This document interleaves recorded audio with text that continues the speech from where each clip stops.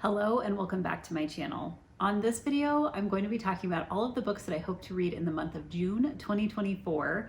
And I'm going to start with books that I have from previous months. I did catch up last month with everything that was backlisted from other months of this year, but I didn't get through 4 books that I had on my list for May. So I'm going to start with those and then talk about all of the books I'm adding onto my to be read list for June. And then, as always, at the end of this video, I'm going to randomly choose 5 books from my Kindle backlist using the alphabet letter that I will randomly choose in the video as well. So let's get started. The first book that I am holding over from last month's list is a book called The Kingmaker by Kennedy Ryan. This is a romance novel that I believe is set in kind of like an environmentalism, activism, sustainability kind of subplot. And I've heard great things about it, just wasn't able to get to it last month. I do have it on audio, looking forward to reading that one. Last month I also didn't get to Spark of the Everflame by Penn Cole. And this is a fantasy novel. There are multiple books in the series that are out. What I have found is that if I read one fantasy series in a month, I sometimes get them confused if I read more than one. So I actually had a couple fantasy books from this past month that I kind of intentionally held over because there were other things that I was reading. So that's one of them. The second fantasy book is called The Hurricane Wars. This is by Thea Guanzin. This is a book that I believe has a second book coming out in this series, or it's a duology later on this year. So I did want to read this. It's something that I've heard really good things about. And then the fourth book I didn't get to is another fantasy novel called Heavenly Bodies by Imani Iru. So several of these are like new fantasy series that I want to start, and I'm just going to kind of keep them on my list until I get to them because I've heard really great things and I'm excited to eventually get to them, but just didn't get to them in May. Okay, in terms of the new books that I'm adding to my list for June, I decided to pick up a few trilogies, so you're going to hear about those, and then I've got a kind of smattering of other things that I've added in as well. So the first book is one called Experiments in Reflection. This is by Leticia Britos Cavagnaro, and it's part of a series of books written by Stanford's D School, their design school. And so the subtitle for this is How to See the Present, Reconsider the Past, and Shape the Future. I'm a huge fan of reflection, and so this is one of the books that I added to my list of like 24 books I wanted to read in 2024. So I added that in for June. The first trilogy that I added in is one that is part of my box set challenge goal that I set up for this year, which is I have a different box set that I'm reading every month. And the one that I chose for this month is the Summer box set series by Jenny Han. So it is The Summer I Turned Pretty, It's Not Summer Without You, and We'll Always Have Summer. This has also been adapted into a show, I believe, or maybe movies, and I have not watched them. So I don't really know much about this, other than I think it's about YA, it's young adult, and that it's about some kind of love triangle, I think, but I'm not sure. So I'm gonna dive into that in June. I also have a stack of books that I've been working my way through, and I think I might have mentioned this in a previous video, that I have like a side project I'm doing on neurodiversity. And so you're going to see some of those start to show up in my reading pile. One of them is called 1,000 Ways to Pay Attention, Discovering the Beauty of My ADHD Mind, a memoir by Rebecca Schiller. And this is a book that I started at one point and just did not get completed, but I was really intrigued by it. So I have it on audio, and I actually have a physical copy of this as well. So I'm going to try to read that this month.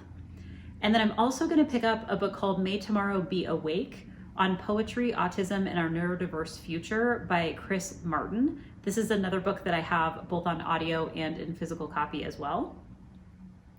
The next trilogy that I added in to the month of June is, of course, the Shadow and Bone trilogy, which I have been trying to read for a while.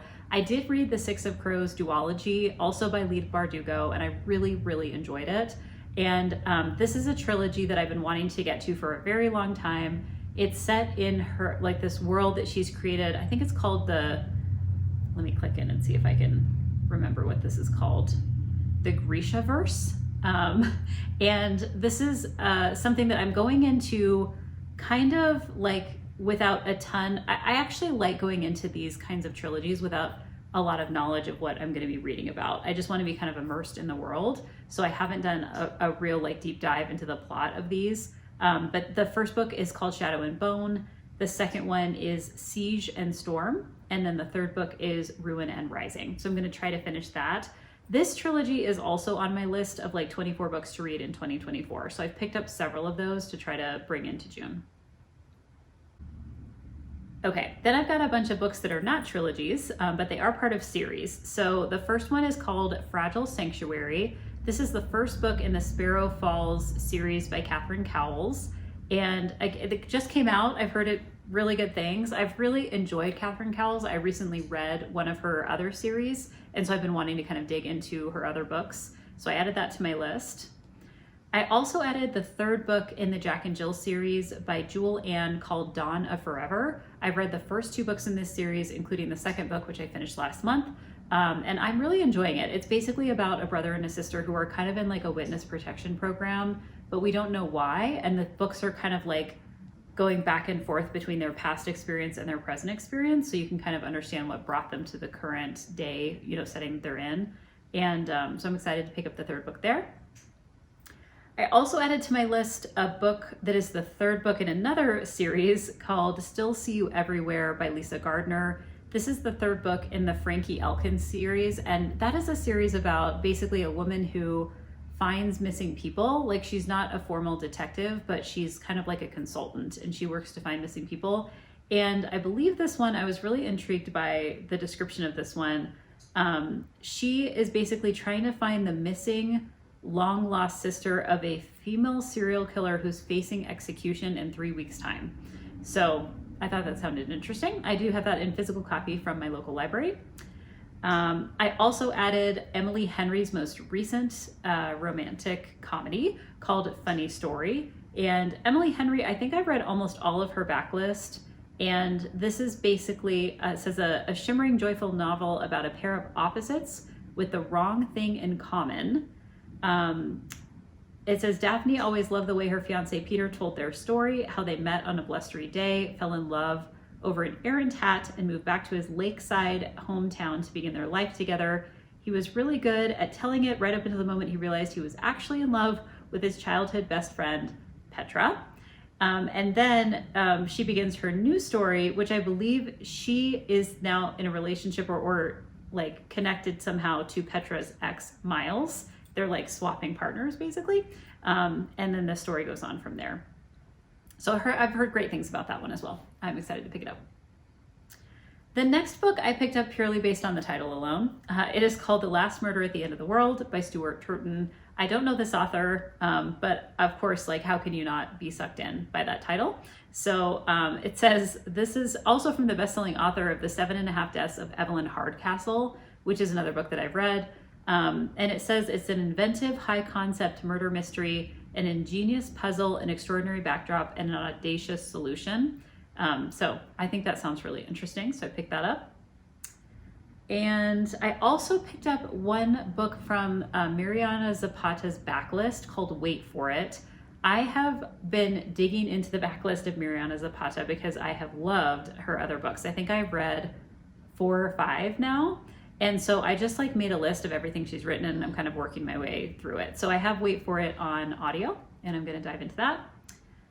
And then I have another trilogy that I'm really excited about for June. It's a zombie trilogy. And I've read the first book. This is the Passage trilogy by Justin Cronin.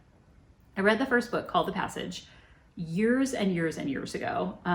Let me see if I can even see when I read this. Let's see. I read it in, I don't have the original in here, but I've read it before. I would say at least 10 years ago. It's been a long time. And I really enjoyed it, but then I never finished the trilogy. So the second book is called The 12, and the third book is called The City of Mirrors. And I am super excited to revisit book 1 because I just remember really liking it, and then diving into the other books in the series. The general premise of this is there's a security breach at a US government facility that unleashes the monstrous product of a chilling military experiment. And then it says there's a night of chaos and carnage gives way to sunrise on a nation and ultimately a world forever altered. All that remains of the stunned survivors is the long fight ahead and a future ruled by fear. As civilization swiftly crumbles into a primal landscape of predators and prey, two people flee in search of sanctuary. There's an FBI agent, Brad Wolgast, and then a 6-year-old orphan, Amy Harper Belafonte, who's a refugee from a doomed science project. And he's trying to protect her from what's happening based on this like thing that's been unleashed. I actually think this kind of trilogy is super fun to read in the summertime. So I'm really excited to pick that up. And then the last book I have on my predetermined list is The Ashes and the Star-Cursed King by Carissa Broadbent. This is part of the Crowns of Nyaxia series. I read the first book in this series, which is called The Serpent and the Wings of Night, last month, and totally, absolutely loved it. This is a series that has been like super hyped, and I was a little concerned when I picked up the first book that it wouldn't live up to the hype, and it totally did. The basic premise of this book is it's a setting that's a vampire setting, but there's kind of this like, so that there's a female main character who's a human.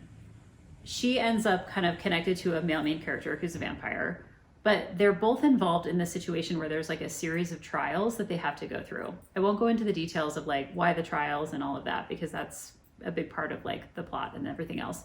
But the trials piece is super fun. Like it's kind of got like a little bit like Hunger Games in terms of like having to survive these trials and kind of continue on in this setting. But there's also this really fun element of like found family that is part of like the side character element of what's happening in this book. And I really, really enjoyed it. So I'm really excited to pick up book 2 and see what I think of that series as well.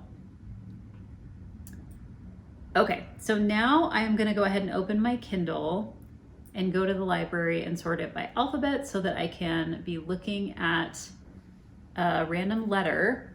So let me draw my random letter here. And based on this letter, I'll pick 5 books that are in my backlist of my Kindle. So the letter I'm choosing is the letter R. So I'm just gonna navigate to the R books that I have here and see what I haven't read yet and what I might wanna add to my list for June. All right, the first book that drew my attention, and I don't really know what it's about, so I'm just gonna open it up and take a look here, is a book called The Retreat by Mark Edwards.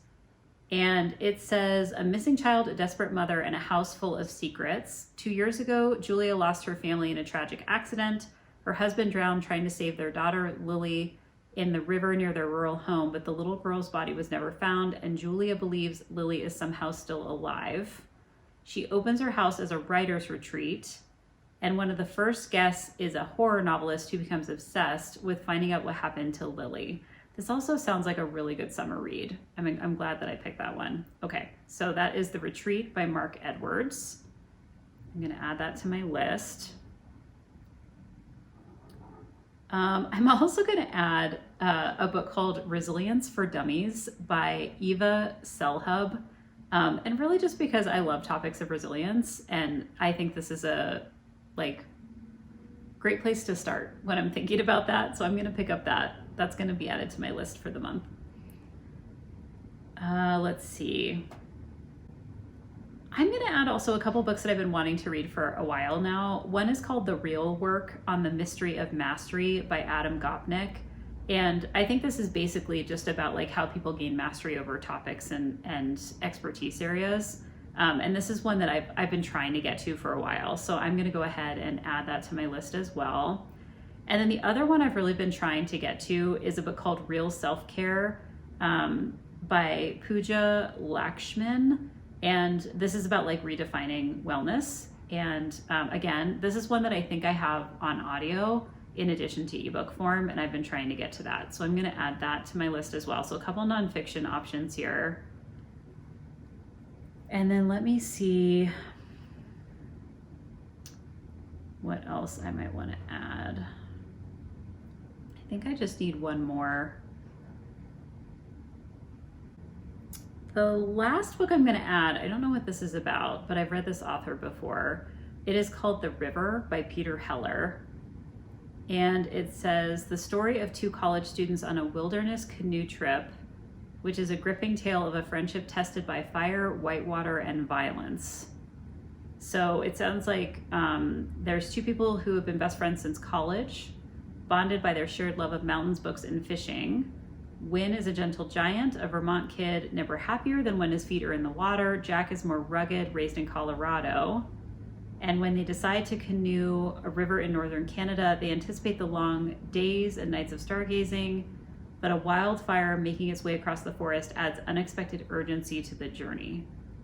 And then one night during this wildfire, they hear a man and woman arguing, and then the next day the man appears paddling alone. So they're trying to figure out what happened to the woman. So I've read other books by Peter Heller, at least one other book by Peter Heller, and enjoyed it. So I'm gonna go ahead and add this one to my list as well. So those are the 5 books that I'm going to add to my list as we're headed into the month of June. A really exciting reading month. I'm super excited about these trilogies that I've added to my list, and I hope you'll check back at the end of the month and see what I was able to get through. Until then, happy reading.